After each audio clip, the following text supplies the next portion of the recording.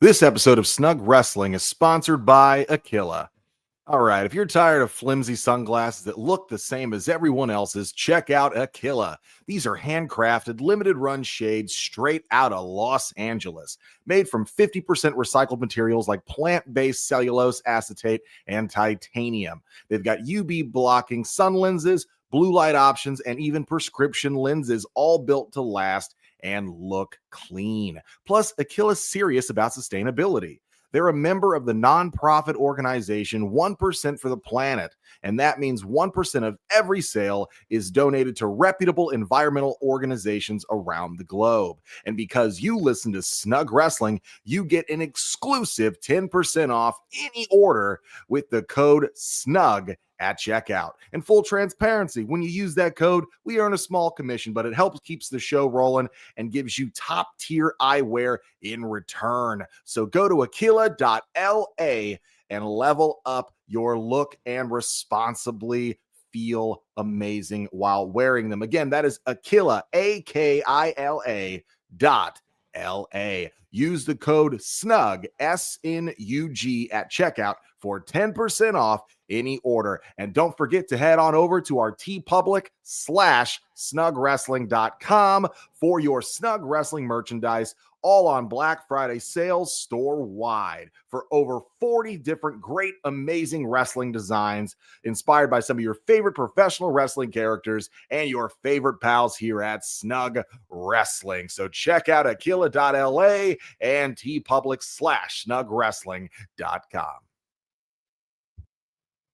What's good, everybody? Welcome back to the Snug Wrestling Podcast. I am Edgar. I'm the host. We're going to be going over Survivor Series that just took place in San Diego Petco Park, WarGames 2025, and there's already people in the comments saying it was dog shit. There's going to be a lot of mixed reactions when it comes to this WarGames because we got new champions, we got major returns, we got a mystery person showing up, and we got all kinds of stuff here from this Survivor Series. But before we get into it, how was everyone's Thanksgiving?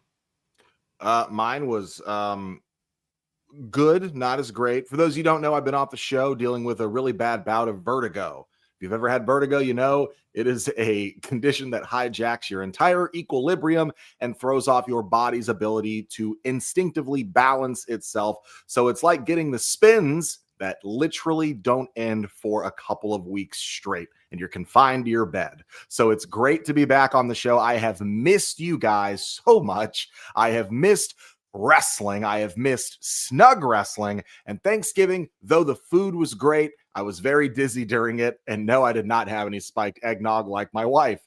But I did eat my weight, 222 pounds of full man weight in deviled eggs. So we're in the holiday season. Snug Wrestling's kicking off to cap off this year. And man, I'm excited to enter my favorite part of the year, Christmas season, and to enter it with all of you guys. It's honestly great. Thanksgiving itself, fantastic. My only issue is the fact that here in Illinois, it has decided to be cold as fuck and started to snow. So Illinois weather's a bitch. But other than that, let's just get into it. Yeah, Tommy, me and you are in the same boat here in Texas. It's cold as fuck, but it's just not snowing because we only get snow once in a blue moon. So my Thanksgiving was good, even though I did it the day afterwards. So yeah. Well, good to have everyone back. Welcome back to Mr. Blood, and he's not feeling 100%, but he's still here with us, and we're gonna go over Survivor Series, 4 matches, right? That was what's on the card, and that was good enough, man. The show didn't really feel like it took forever, and some of the matches were better than I guess I expected. Specifically, the one with Nikki Bella and Stephanie Vaquer, which we'll get into. But it was reported before the show that the Women's WarGames was going to kick things off. And we talked about this one before. This was like one of the matches that we were like, it doesn't really matter who wins this one, because the way that it was kind of put together. I mean, they had some stuff going on with Charlotte not wanting to be a part of the War Games and then ended up being a part of it. And you have Lash Legend who's new. So it was cool to see her highlighted in a big PLE War Games. You know, someone new, someone fresh, from NXT who's next up and coming. She looked really good in this. And you had all the crazy spots with Io Sky, which are kind of expected, right? And I believe, if I'm not mistaken, they gave this win to the babyface team. Rhea Ripley's team ended up winning this match. But what stood out to you guys about the opening match? I thought it was better than last year's. Last year's felt extremely sluggish. A lot of spots where they just kept pausing and holding and waiting to get their timing down. I still think the best women's War Games match was probably 2023. The one that's famous for Charlotte and Becky being on the same side again and famously like hugging in the ring to an insane pop from the crowd. I thought that one was amazing. I thought last year's was probably the worst of the three. This one I definitely think was better. This one's number 2 for me as far as women's War Games matches. Here's my problem, and I think maybe some of you guys might agree with me here as to why I won't be as high on the first 2 matches. The broadcast connection or Netflix or something or whatever was absolute dog shit. I mean, it was so hard to stay invested when it was so fuzzy. There were moments that I was trying to make out. I couldn't get the emotional reactions from any of the women because their faces were blurry. In the chat, we were talking about, how Charlotte Flair's outfit was amazing and paying homage to somebody. Here's a problem. On my end, I couldn't tell who the fuck she was paying homage to because it was so blurry for the entire duration of this match. I could not even make out her gear. I had to actually wait until it was a commercial break and WWE had posted on their own TikTok channel Rhea's actual gear from her entrance. I actually got to see it clearly because I didn't on her entrance. So a lot of my enthusiasm for the match took a nosedive right off the bat. I thought that it was a very well put together match. I didn't see, honestly, any issues, botches. Last year, there was a slew of them, and it was honestly a little hard to get through last year's women's War Game. This one, things that stood out to me, Io, of course, every time she gets up and does that trash can dive, all I can think of is this is one of the bravest women I've ever seen to take a front flip, 15, 20-foot jump where she can't actually see where she's going, and you just got to hope that they're in the right position to stop your fall. So always hats off to her. Loved the Rhea giving an electric chair piggyback ride to AJ to get the trash can up. You just hear, "Do you want my help?" "Yes, please." And just lifts her up. I thought that was sweet. I loved Io jumping on Rhea at the end. There's a lot of the stuff that stood out to me was really more of the feel good stuff, like where they were just like sweet moments between the wrestlers. I love that they highlighted Lash Legend, putting some respect on some of these NXT call-ups now, right? And I hope they maintain that. I can definitely see that they're going to build her relationship with Nia for her to get sick of Nia's bullshit maybe and turn her face after they build her up. But all in all, hard for me to say I enjoyed the opening match. I didn't hate it, but it had nothing to do with the women in the ring. It was because the broadcast was killing my vibe.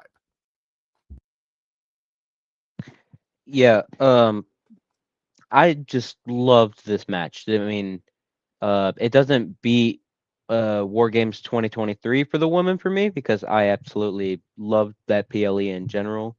But I just like this match. Everywhere from the custom trash can lid and trash can for EO, Rhea cosplaying, I guess you could say, Art the Clown, Charlotte's homage to a girl with cancer. I thought that was pretty freaking sweet. But just the match in general was amazing. All the spots were amazing, and I actually like was talking to Tommy in the chat, like saying, okay, I think this is who's gonna come out. And then as soon as they didn't come out when I thought they were gonna, I'm like, okay, that's surprising. And I like a match that does that. But there's like a few tiny issues that I don't really remember because I'm tired as hell. But yeah. My biggest issue about this match, I loved it overall, but my biggest issue was something that wasn't there. The shark cages. The entirety with that is the fact that that brings up so much visual drama inside of those shark cages. One of the biggest moments from last year's War Games was Punk trying to come out of the cage and Roman immediately stopping him with one arm. So those not being there kind of like dropped it for me because of the fact that the visual drama was gone at that point. I mean, I liked the whole thing of, oh, we don't know who's coming out when. It's not like we knew the order anyways. So overall, the order could have gone any direction, and the cages could have still been in play for them to still be there. But Charlotte's gear, absolutely loved it. I love the fact that Rhea went from a Back for Blood mask last year, which I thought until I got a clearer view of it was the mask that she wore tonight. And then the screen actually got a whole lot clearer, and I saw that it was Art the Clown. I'm like, oh, hell yeah, that's awesome. But other than that, I don't really have any other issues with this match. Yeah, I completely forgot about the shark cages because it didn't really make a difference to me. Like I saw a lot of people were really upset about that, but I don't think it really mattered a whole lot. Do we even know why they did that? Was it because the stage was smaller, or just I think it's probably going to be because I was wondering where the hell they were too, but I think it's going to be probably because the way they had to set the arena up, and also I don't know, how do you last year they were all in those cages and they were a little cramped in there trying to keep to their own corners. How do you keep 5 people and 2 of them the size of, like, how do you keep Braun Breaker, Bronson Reed, Brock Lesnar all in the same cage at the same time? And then you shove Drew in there, and then you shove Logan. Like, everybody's going to be chest pressed to a bar, you know? Like, so I think maybe it was more for them not having to either spend the money to make bigger cages, because let's be honest, the size of those men is just not visually appealing in that kind of space. And it was probably because the way they had to set up the arena. So, but I don't think it mattered that much either, but I do agree with Tommy where I do think that there is extra emotion you get, that drama, the storytelling they can build up in the cage with, like, the, you know, Punk trying to leave out of the cage, and then just last year Roman just blocks him. And you're like, no, you're not going nowhere. You know, like, and then that builds up that animosity. So, but yeah, was it needed? Nah. Is it a nice little bonus? Yeah. Yeah, I didn't hate it either because I'm like, fuck, at least we don't have to sit through everyone's entrance in one sitting, you know, like we got one person come out, the other person came out, and then the match started. You know, we don't have to sit through all 10 of these people's entrances either, you know. I mean, I'm not going to lie to you though. One thing that has nothing to do with this match, but it's just something that was persistent for me throughout the show. You had said at the start of the episode here that, you know, it didn't feel like a long show. I disagree. I felt like this show dragged. I swear there was a moment where we had a 6.5 minute "we'll be right back" thing just on the screen. For those of you who weren't on VPNs like us, who refused to pay $30 a month for ESPN, me and Snug personally were both in Canada on a VPN, and it was on "We Will Be Right Back" for 6.5 minutes straight. And then it came back from that, went straight to 2 ads, then came back to Michael to an advert for like fucking Xfinity, where these 2 awkward people were standing there to get a seat upgrade. Then it went to showing them in the crowd. Then it went to Michael Cole and Wade at commentary. And then it went to the entrances to get into the match. And I was like, dude, what is the pacing here? Like, yeah, in that sense, yeah, you're right about that. Every match felt like it took 10 to 15 or more minutes to get between the by the time the men's War Games match started, it had been 18 minutes since Stephanie Vaquer and Nikki Bella had ended. 18. That is insane. Yeah, no, you're right. When it comes to that, yes, they do take forever. Like, they were milking this thing. Like, I guess when I said it didn't really feel like it dragged, I think I was referring to like mostly the matches, like the Nikki Bella and Stephanie Vaquer one. That's fair. The matches, I feel like the matches were all very well paced. All of them equally, surprisingly. I thought they were all well paced. It was just the setup of getting in between them was like, what are we doing? Like, did we need this stupid advert for the New Day advertising a WWE mobile game for 2.5 straight awkward minutes? Like, I mean, it was just like, dude, if anything, throw us to some, backstage interviews or have like a set, like something else. But like, dude, 18 minutes in between 2 matches just so you can milk to get to 3 hours and 15 minutes of a show is stupid as hell. This could have been this could have been a 2.5 hour show. Yeah, easily. And I kept track of the time, like from the moment it went on air live on Netflix. It was exactly at 4 p.m. my time because, I'm Pacific. And the bell time was 12 minutes after the hour. So we had the intro, we had the video package, we had the entrances, and it took forever for the fucking actual wrestling to start, and that was kind of annoying. You had Michael Cole and Wade Barrett advertising those old school 80s beat up toys, like for like just sitting there playing with them on the announcer desk for 2 minutes. I was like, can we get to the program? Like, yeah. And then I started seeing like the entrances. I'm like, oh my God, we're going to sit through all 10 of these fucking entrances. And then they're like, no, just a reminder, we don't have the shark cages like we usually do. So I'm like, okay, well, at least that's good. Even if they have the shark cages, like, honestly, I know that they want to make big deals out of the big stars and give them their moments to hype the crowds individually. Cause you want like those sing along moments with like Punk, and you want the yeeting with Uso and like stuff like that. But I mean, can you just have them do shortened versions of their entrances then, like they do it like the Rumble, or when like they're doing like 5-on-5 tag matches where their entrance ends halfway down the ring or some shit? Just do their quick, cool stage shit and get them in the fucking shark cage, like, yeah, just to get the pop or something. Yeah, that's it. Like, pop and move. Yeah. But I digress. But yeah, that was the opening match for this 2025 War Games, for the women at least. And then we go to John Cena versus Dominic Mysterio. Goddamn, what a fucking crazy ass roller coaster ride this was. Because we kind of expected a lot of crazy shit was going to happen in this match. This is Cena's second to last match.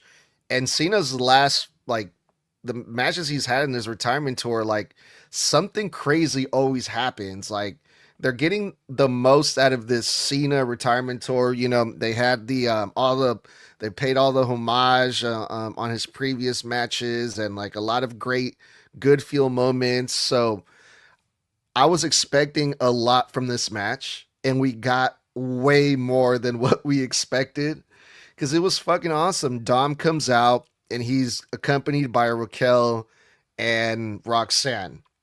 And I'm like, man, that they're going to get involved. It's going to be, shenanigans, right?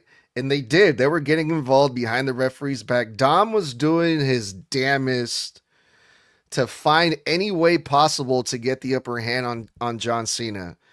The spot that they did where he did the Hurricane Rana on the floor, and it looked like, he landed pretty badly. It looked like they botched it, but it looked like so good. It looks so real. Everyone believed it in the arena. It got really quiet at some point. As people were like, oh shit, he really fucked himself up, especially after what happened with Penta, which is the same thing that happened with him. You know, Penta got hurt, the match was called off. So the people in the arena were worried, and Dom was selling it, and I bought it. And I'm like, man, that's gonna suck if he really goes out like this, he can't finish the match on Cena's second to last match. That is just the worst. But nope, it was a swerve, bro. Dom fooled us all. He fooled the ref. He fooled Cena. He fooled everybody. But the referee didn't count. So the match continues. It's not over. Okay. Then we get the big Liv return. Okay, cool. Liv is back. Is she going to help Dom? Is she going to help Cena? And they fooled us again. Liv tries to slap Dom, but completely missed it. I'm like, what the hell? That was weird. But no, it was all part of the plan. Liv came back to help Dom. She low-blowed Cena. Dom takes advantage. Dom retains in his fucking hometown of San Diego. He won back the Intercontinental Champion. Sorry, not retained, but he won it back. So the Intercontinental Champion is back where it belongs with the greatest luchador of all time. The match, though I loved their first one on Raw a few weeks back, this one definitely was that with a full middle and then an end. I'd like to take note of something here, because people are gonna be like, oh, they just popped it on Cena to get the record, and then they just had him lose it like that out of nowhere. Here's the thing. Let me explain something to you. In order: Frog Splash, Tahana Bomb, Pop Rocks, a failed moonsault, but then a failed coup de grace. Then this man gets hit with another freaking frog splash, low blow, title smack, frog splash. It took 8 attempts with 2 failed finishes, but 6 actual connected finishes to take Cena down. I think, though he lost it, completely protected in the finish. It took 6 finishes to actually get him done. 2 that missed, but 6 that actually worked. Here's the thing. Match was great. Match was fun. Liv is back. Thank God the women's division can get back on track. Oh, God. Because when we get to the next match, I already texted you what I got to say. But I thought the crowd loved it. The crowd enjoyed it. The Dom spot, dude, I bought it for a good 45 seconds. I really did. And then I was like, well, wait, they're not cutting away. And then I was like, okay, this has got to be a sell. And man, super convincing work on Dom. Extremely great convinced reaction from Cena, the ref. I just love that the ref took getting tricked personally. That's what I love. He's like, I ain't counting this fucking pin. Fuck that shit. You get the fuck out of here. And great finish, great match. Although the wrong guy won, in my opinion, because it should have stayed on Cena, and I'll tell you why. And I've said it before, and we've said this before, but for those that are uninitiated in this line of thinking, whomever it is that takes the title off of Cena, or sorry, whoever takes Cena's last match and beats him, that win was already going to mean a lot for whoever did that, because you will go down in history as the guy who retired him. It would have meant that much more, though it didn't need it. It would have meant that much more if the person who beat him also won the IC championship off him as well, because it would have been a double rocket push. You're a new champion and you're the guy that retired Cena. Now you have 2 things on your resume to boast going into the new year, into WrestleMania season. So I think they should have left the title on him. If they're smart, it'll be LA Knight that he has his final match with. If it is what the reports say, it being Gunther, then I understand why they took the title off of him, because they don't want to put it straight back on Gunther, who's already in the main event, already been a world heavyweight champion twice in the last year. You're not trying to put him straight back into the mid card on the IC title run.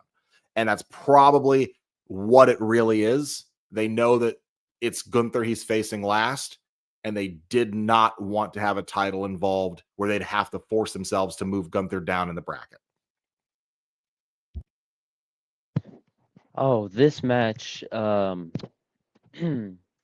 don't even know where this goes on the match of the night, because there was just the only bad match in my opinion was Stephanie versus Nikki, and just I don't even know where it goes because I liked this match, but I had issues. Like, I mean, the whole Liv tricking us at home and in the arena that, oh, she turned on Dom, but really turned on no one and just helped Dom. But I don't know why that's an issue for me, but it is.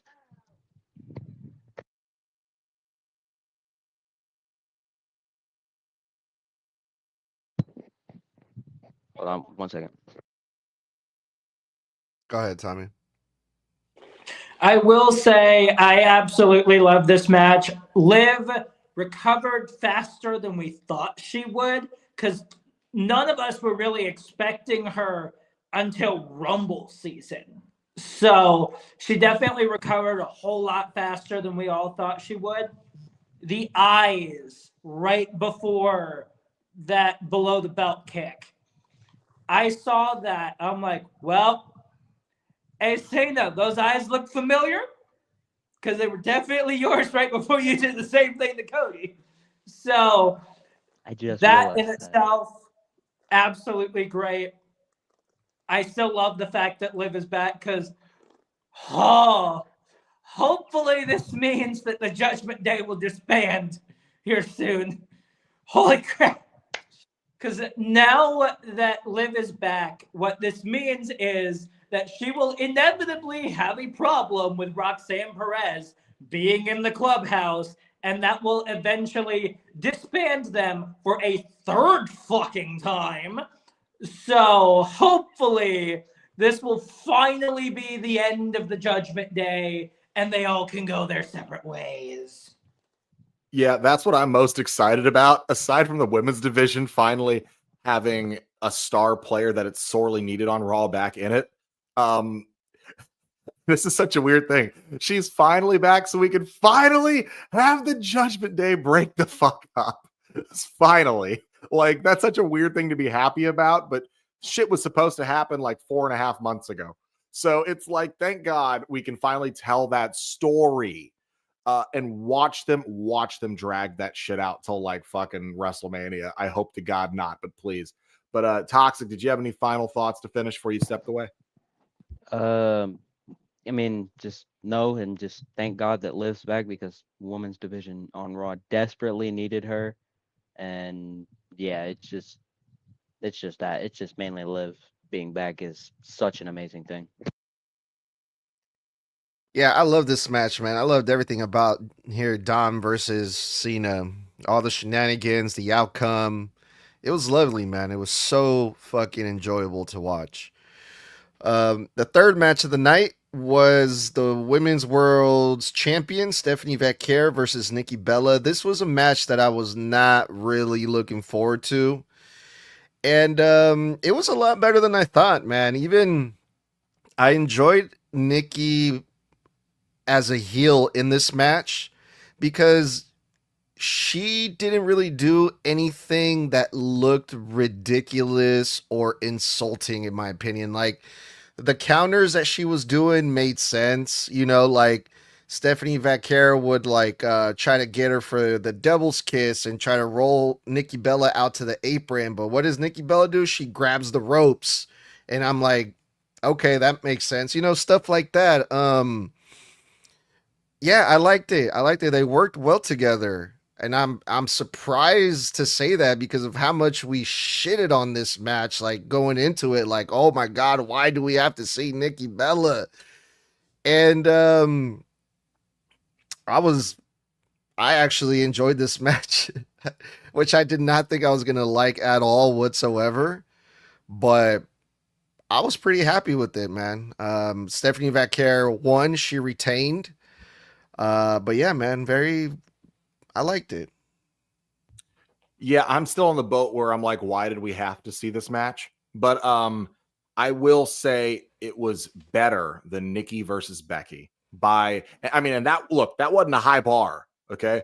I mean, that bar was so high an ant could barely limbo under it.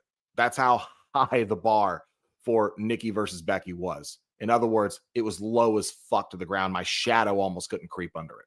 But literally, aside from the fact they had definitely seemed throughout the match, they were in and out of communication and some missed timings, especially that spot where Nikki gets thrown to the turnbuckle, the top left corner.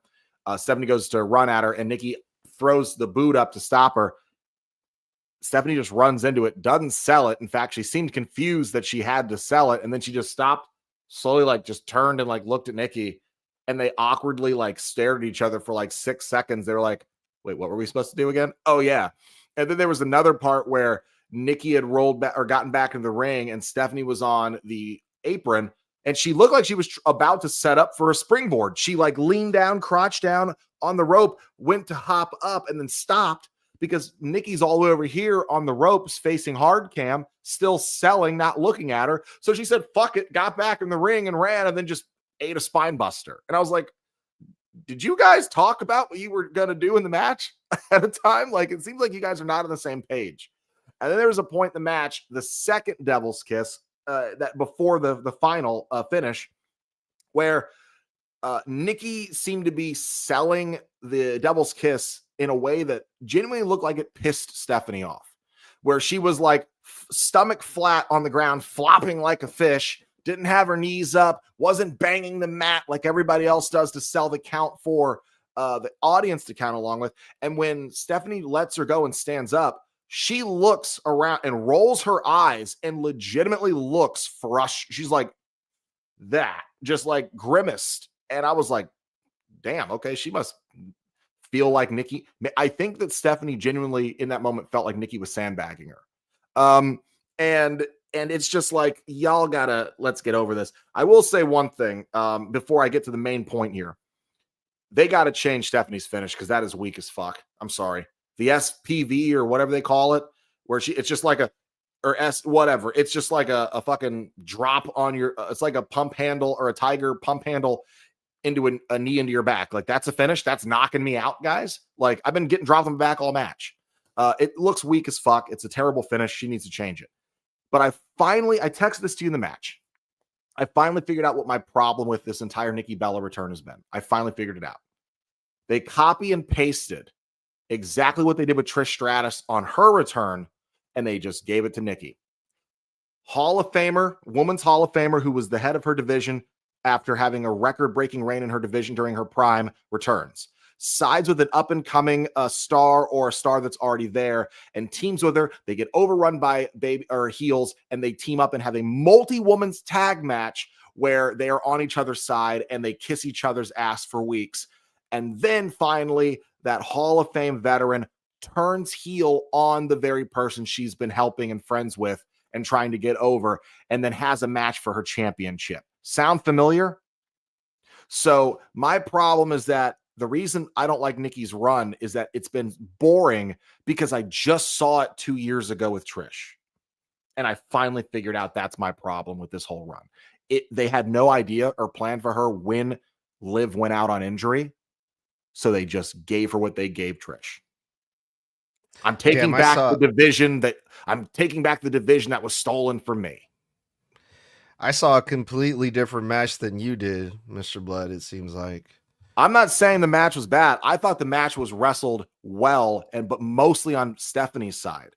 I think Nikki definitely did very well with the veteran instincts, with her countering, her reversing. But they seemed out of tune with each other on and off throughout the match. Like that moment that you speak of when Stephanie Vaquero was going for the what is it called, where she jumps off the ropes, the springboard dive or whatever. Oh, that was was fantastic. Yes. No, but to me, when you said that Nikki Bella was not in the position for it. No, not that. No, that I'm talking about earlier in the match where she got off the ropes, Nikki goes halfway across the ring to hard cam on the ropes and keeps selling. Stephanie, when she's getting away from her, was literally on the ropes like this, setting up to do a springboard, went for a hop, went back down, went like, oh shit, and then just went, okay, and awkwardly got back in the ring. That spot right there, that moment, the way that I read it was Nikki Bella saw it coming, and she did what any smart heel would do and just get the fuck out of the way, because no shit. Sense. That would make sense if Nikki was even looking at her. She sold with her back to her the entire time. Yeah, I mean, that's how I read it, and I'm like, I mean, it just makes sense, you know. But it would, and you're right, it would make sense if she had made eye contact with her. But when she knocked her back onto the apron, she walked away, facing away from her the entire time, and then stared at hard cam while she sold, while Stephanie was trying to set up with a springboard. She never looked at her. And then I liked how they did the devil's kiss on the announce table, because they zoomed in on it, and because the announce table is like, it's just a lot harder, I bet, than the actual ring. It sounded bad. It sounded like, and it kind of looked like, holy shit, Nikki's head is bouncing off that fucking thing. I'm like, yeah, I felt damn, bad she fucked her up. I felt bad for Stephanie's knees. But honestly, I thought that sell was great, because I liked that Nikki dropped her arms. There was only twice where she popped her hands off and then she stopped. She didn't know, I should play dead here, and then dropped them down, and then was kind of ragdolling herself like she had gotten beat up. But she kept her ass up in the air the entire time. When she got in the ring for the second one, she looked like she was flat stomaching it, and Stephanie looked like she felt Nikki was sandbagging her. And if you go back and watch Nikki or Stephanie's face twice, she looked fucking pissed off at the way Nikki was selling it. So it was, I didn't see that. I don't know. Tommy, did you see that? Anybody else? Let's go to Toxic. Toxic, what do you think about this match? Like I said, I already didn't like this match, not because it was badly wrestled, or it was just, I just didn't like it. It just felt boring to me. Like, we already knew that. I mean, they're not gonna give it to Nikki Bella, because screw Nikki Bella. I'm kidding. But they're just not gonna give it to Nikki Bella, because I mean, Stephanie Vaquer is obviously the one that you would want to be the champion out of this, because she could do a lot more. Unlike Nikki Bella, that would probably the next week after go on Raw, it looked like crap, and then they make her drop it back. So, I mean, it's just, that's the only reason I didn't like the match. The match itself was good. I saw all the spots that Blood did, and I agree with him on everything. But just, I found it boring a little bit. Match itself was fine. If I'm being completely honest, I would not have put this on this card. What I would have put on there is the 10-man tag that happened on Friday. That Survivor Series style match. With it being, a Survivor Series style match, I honestly really wondered when I watched that match happen, why the hell it wasn't on the Survivor Series card. Because honestly, that's where I would have put it. Nikki Bella was fine. It was a Nikki Bella match. So there's that. Honestly, this was the most predictable match on the card. In fact, sadly, this was the only damn match I got right. Because if it was that predictable that Stephanie Vaquer was not losing that world title. She just wasn't. All right, y'all. The fourth and final match of the night was the men's WarGames star-studded match, man. And this match had a lot of scary moments, a lot of crazy spots. Like they did a electric chair on Braun Breaker, and fucking he landed very badly in the back of his neck, and I was like, oh shit. And then I believe Brock Lesnar was the last guy to get in from the heel team, and he came in, he fucked everyone up as he, Suplex City, bitch.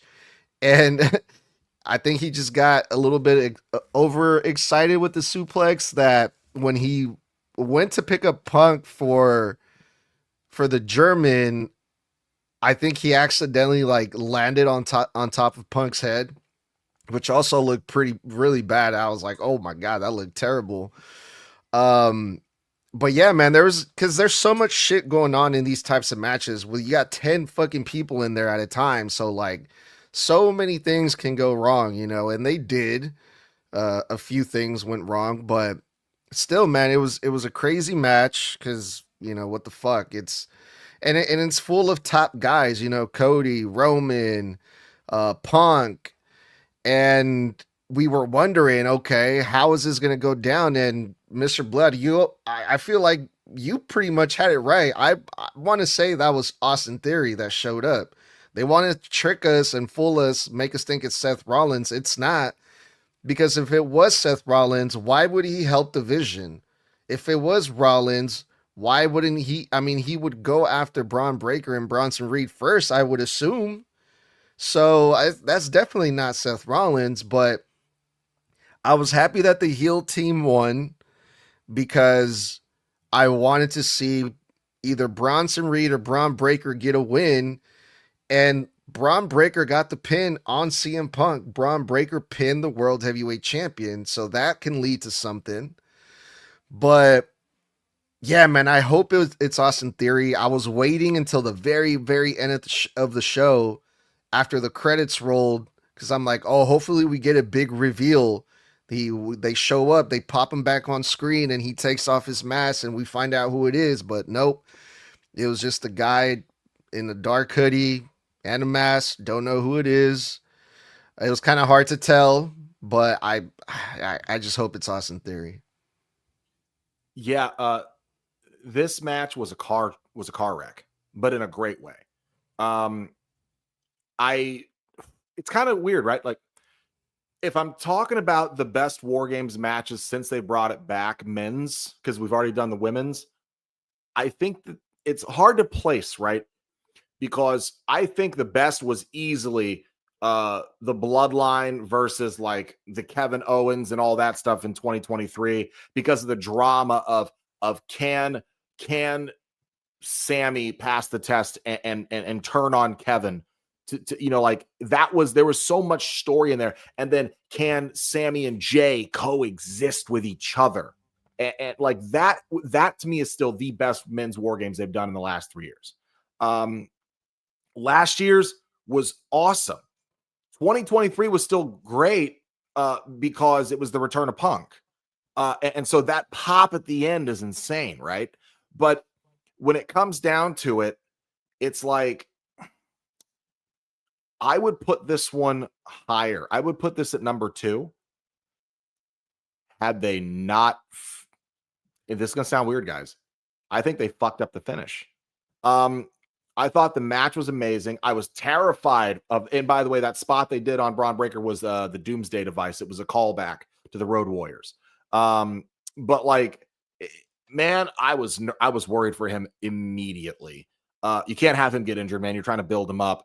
And I know that a lot of us had the fear that Roman and Brock would overshadow Braun. And there were certain parts where I felt like they were giving too much to those guys and not focusing on Braun as much. But giving him the pin was the very, very correct choice, because no matter what, Brock Lesnar and Roman are part-timers. So giving the win in the spotlight to the young up-and-coming talent you're trying to build and giving him a pin over the world fucking champion, that says a lot. That says you're not forgetting about him. And I do hope that is Austin Theory, because he had the shoulder span that Austin Theory does. He stood like him. He had his broadness to him. It felt like Austin Theory. But the reason I think this match doesn't crack the top 2 is because the finish felt like it came out of nowhere. Like, it felt like it happened and ended quick. It felt anticlimactic. You get that, like, I mean, how do I put this? You get that amazing fucking, like, moment where, okay, everybody's down, but then they completely make you forget about the whole opposite side of the ring that's got Roman in it and Brock in it and the Usos in it. And then it's just like, oh, hey, by the way, here's Punk. He gets jumped. Stomp. Spear.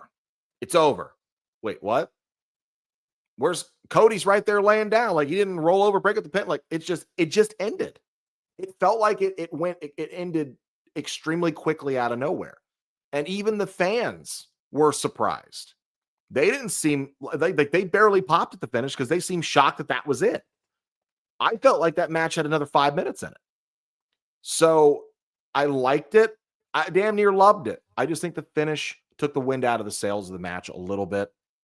And I think it ended this show on a not lackluster, but it ended the show in a very anticlimactic, premature way. Okay, Blood. So first off, I'm going to correct you on one thing. The Bloodline versus the Brawling Brutes, Drew McIntyre and Kevin Owens, that was 2022. 22. Okay, thank you. 2023 was Judgment Day versus right. Cody, Seth, Randy. Yeah.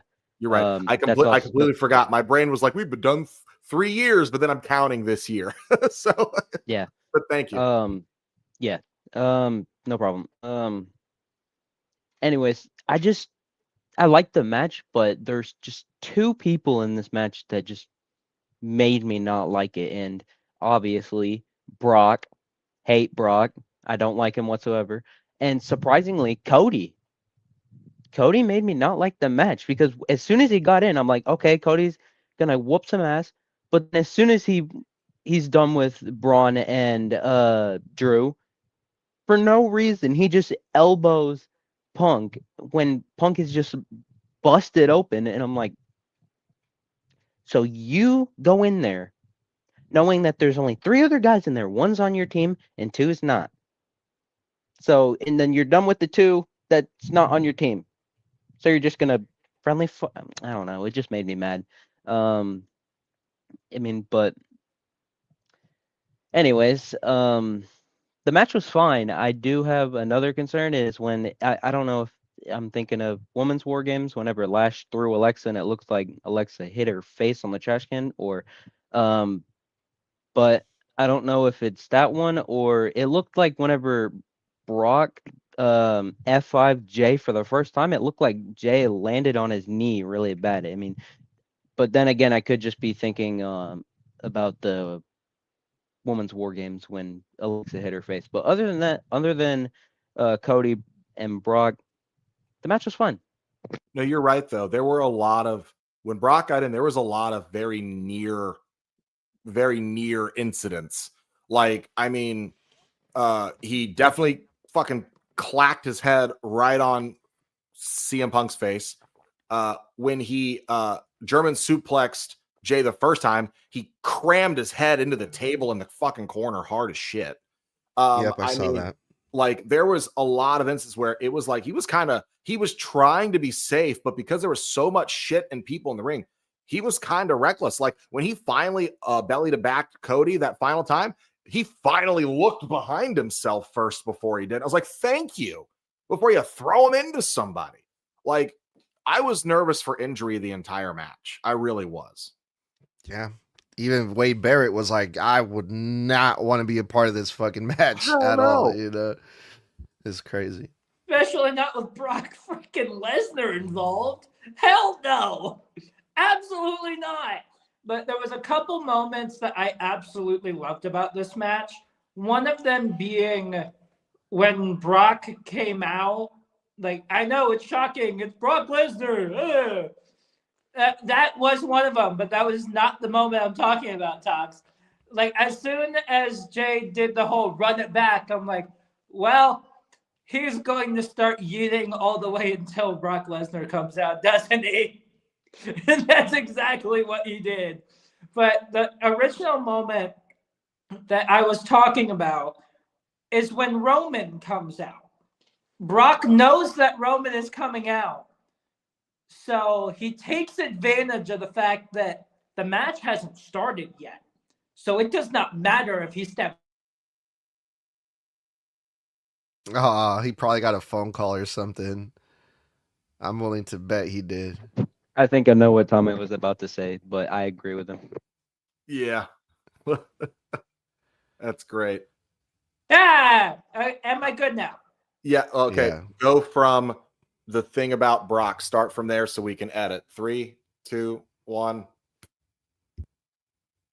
Okay. When Brock stepped in the front to go head to head with Roman, because he knew that Roman was coming out.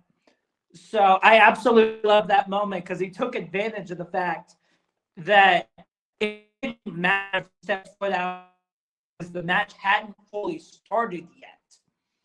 The other thing happened with Braun Breaker involving Cody. The moment that he looks at Cody, holds him close, and goes, "You will never be better than a Steiner," and then goes back and forth 3 times just to spear him. Holy crap, that moment in itself, I absolutely loved because it called back to literally a week before, just last week, when Cody was talking all of this crap and all of that, and then calls out Breaker, just goes, "Hey, just to remind you, Steiners don't have a good track record against the Rhodes." So that moment I absolutely loved as well. Yeah, and there was a lot of. Oh, sorry. There was something that none of us mentioned here that I thought was really important, and I want your guys' quick thought on it. At the end, Roman willingly reaches a hand out to help Punk off the ground as a sign of respect and a sign of peace. He, however, went to slowly reach for Cody, but Cody refused his hand and got up and got in his face. And then Roman's like, "Are you serious?" And then walks around him, gets out of the second ring, turns around. Cody gets in his face. Roman's like waiting for an apology, and Cody's just like giving him the evil eye. And Roman says to him, and the mic picked it up, "This will be the last time you and I ever team together." Mm-hmm. And I thought that was pretty crazy because in my head, I'm thinking they really have teamed together like 2 or 3 times now, right? So I think this is this is 2. And so now I'm thinking like, bro, Roman was willing to bury the hatchet with Punk, but he still refuses. Or sorry, and it's not even Roman. Roman actually went to extend the olive branch slowly, but he was doing it. His hand was like this down at his side. Cody refused the olive branch. And I think that says more about Cody than Roman. Why wouldn't Cody be willing to bury the hatchet with a guy he's already beaten, already bested, already took the mountain from? And now this guy is teamed with you, has his hand out to let bygones be bygones. And now you, the baby face, are refusing to bury the hatchet with your mortal enemy who just went to quote unquote war with you. I thought that was a pretty important story beat. Because I have a feeling that Cody knows who Roman was talking about when it comes to belt. Because Roman looked at both Punk and Cody and said, "That belt would look better on my shoulder." So the question stood which one he was talking about. But I think in that moment, in tonight, we got our answer. Because I think thinking about me, and I'm not letting it happen. Yeah, well, yeah, that was definitely weird. It was a weird ending with Roman and Cody there in the little face-to-face.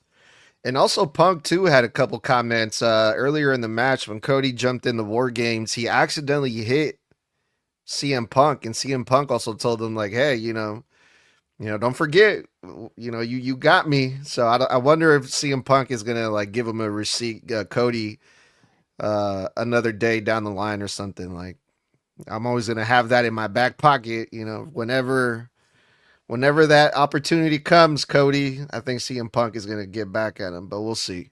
I don't know, but I'm hoping that that's maybe the first shot in what I'm hoping leads to a Cody versus Punk match, because we haven't gotten that yet, have we? So I'm like clamoring. I don't know about you, but I am like clamoring for Cody versus Punk some point next year. I Well, would if they're love still to see- champion, it'd be at Crown Jewel. I have a feeling that neither of them will be championed by Crown Jewel. I have a sneaking suspicion. Tommy, your microphone and connection is really bad, so I'm going to cut you off there. But I have a sneaking suspicion that neither of them are walking out of WrestleMania with those titles, if they even make it to Mania. Yeah. But yeah, man, that was WarGames 2025 Survivor Series. That was their review with the Snug Wrestling Crew.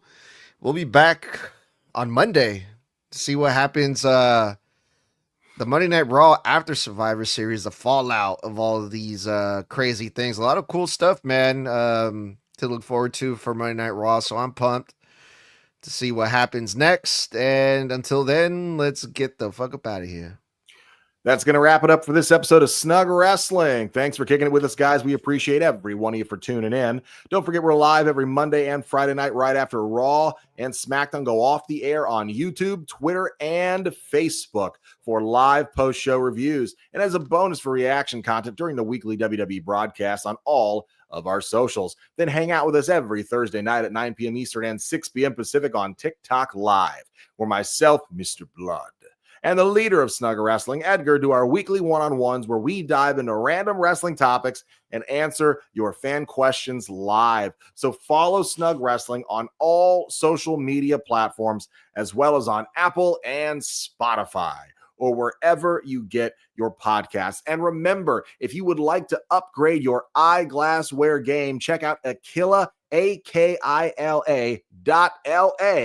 for 10% off at checkout for any order using the code SNUG at checkout. And don't forget to check out our merch. The links are in our Apple and Spotify and for all of our social media for our TeePublic storefront for over 40 amazing and unique designs created for the Snug Wrestling brand. They're on sale for the Black Friday and Cyber Monday weekends, so check those out and pick up your Snug merchandise and support the podcast today. But until next time, guys, stay safe, stay savage, and stay snug. And since I'm back and Toxic's here, I think that was one time for the one time, huh? Yo. I said that was 4 letters. 4 letters.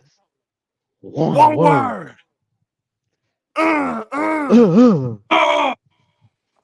Yeet.